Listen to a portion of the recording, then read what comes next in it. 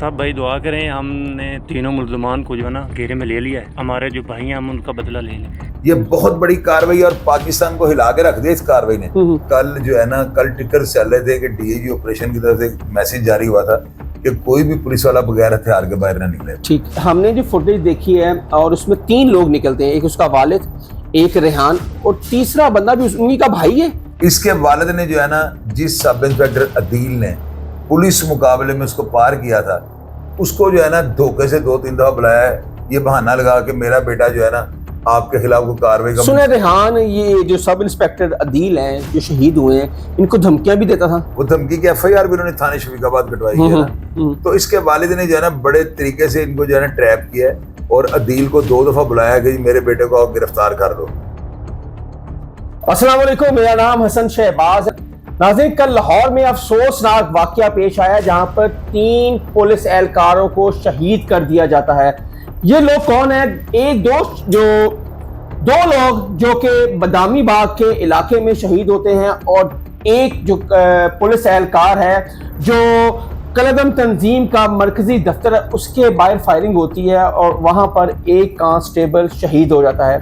शहीद करने वाला जो कांस्टेबल पुलिस एहलकार है, ये कौन है और इनसे किसकी दुश्मनी थी, ये कौन लोग थे, इन्होंने क्यों पुलिस पे फायरिंग कर इनको शहीद किया, ये सारी तफसील शाहिद चौधरी साहब से पूछते हैं। सर अस्सलाम वालेकुम। वालेकुम अस्सलाम। सर कैसे हैं? अल्लाह का शुक्र। सर, कल लाहौर में अफसोसनाक वाकया पेश आया है, 3 जो हमारे पुलिस एहलकार है उनको शहीद कर दिया गया। ये दहशतगर्द कौन थे, इनकी क्या दुश्मनी थी पुलिस एहलकारों के साथ, ये जरा तफसील से बताएं।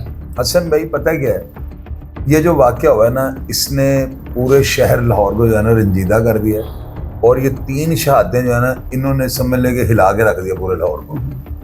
आप अंदाजा लगाएं कि कल जो है ना, कल टिकर चल रहे थे कि डीएजी ऑपरेशन की तरफ से मैसेज जारी हुआ था कि कोई भी पुलिस वाला बगैर हथियार के बाहर ना निकले। ठीक, अगर लाइसेंस नहीं है तो नाजायज भी जो है ना आप वक्ती तौर पे इस्तेमाल कर सकते हैं। सिविल कपड़ों में भी हैं तो आप कोई भी दहशतगर्दी कार्रवाई होने लगे ना, तो आप उसके ऊपर उसका जवाब दे सकते हैं। इसके खिलाफ कोई कार्रवाई जो है ना अमल में नहीं लाई जाएगी। यानी क्या हालात बन चुके थे, हुआ ये है, बदामी बाग के इलाके के अंदर ना कुछ अर्सा पहले फैजान नाम के एक मैं तो यूँ कहूँगा कि वो जाहिर है कि मुझसे टेररिस्ट था जिसको पुलिस वालों ने, फैजान भट्ट, जिसको पुलिस मुकाबले में इन्होंने पार किया।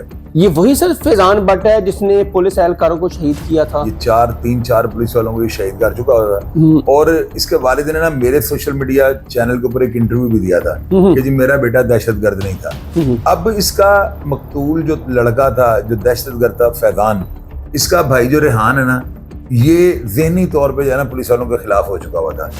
इसके वालिद ने जो है ना, जिस सब इंस्पेक्टर अदील ने पुलिस मुकाबले में उसको पार किया था, उसको जो है ना धोखे से 2-3 दफा बुलाया है, ये बहाना लगा कि मेरा बेटा जो है ना आपके खिलाफ कोई कार्रवाई का। सुने रेहान, ये जो सब इंस्पेक्टर अदील हैं जो शहीद हुए हैं, इनको धमकियां भी देता था। वो धमकी की एफआईआर भी उन्होंने थाने शफीकाबाद कटवाई है ना। तो इसके वालिद ने जो है ना बड़े तरीके से इनको जो है ना ट्रैप किया है और अदील को 2 दफा बुलाया कि मेरे बेटे को आप गिरफ्तार कर लो।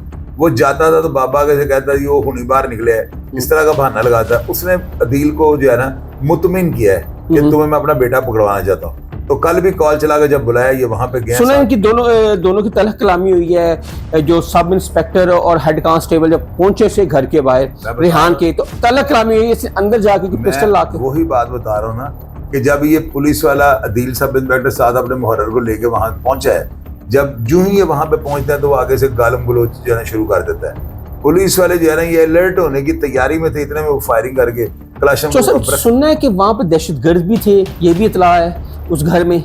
नहीं, वो थे या नहीं थे वो तो अदारों का काम है ना, हम इस पे कोई शिकूक शुबहात वाली बात तो नहीं कर सकते। लोग हमें कहिए क्या कह रहे हैं, ये तो अदारों का काम है। लेकिन ये जो बात आपको मैं बता रहा हूँ कि हमला इन्होंने स्टार्ट कर दिया।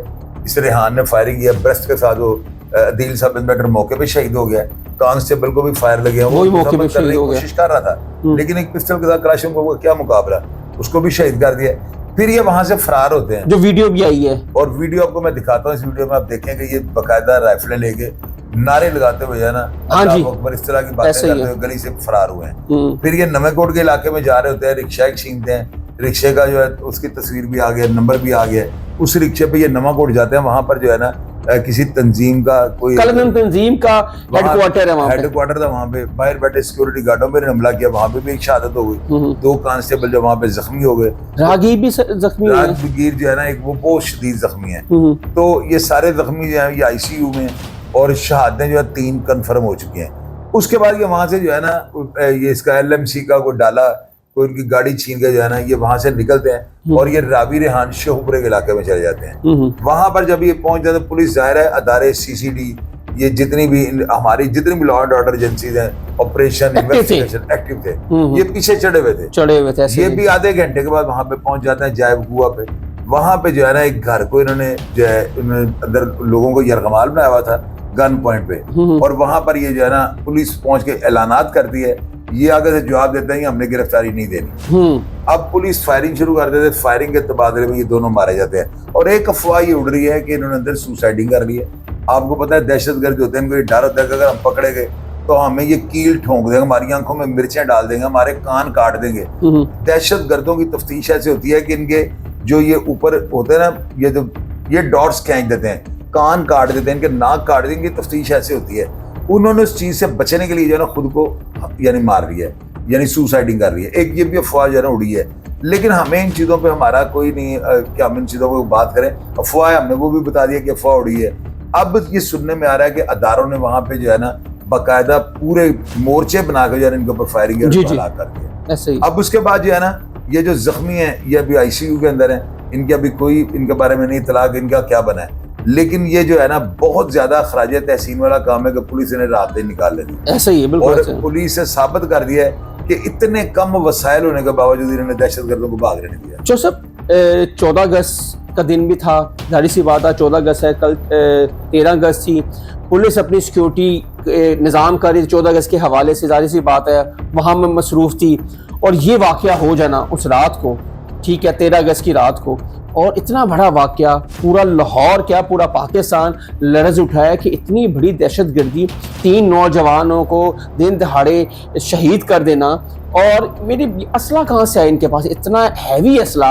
और जो कलदम तंजीम के बाहर जो इन्होंने फायरिंग की है, कम से कम 25 खोल मिले हैं।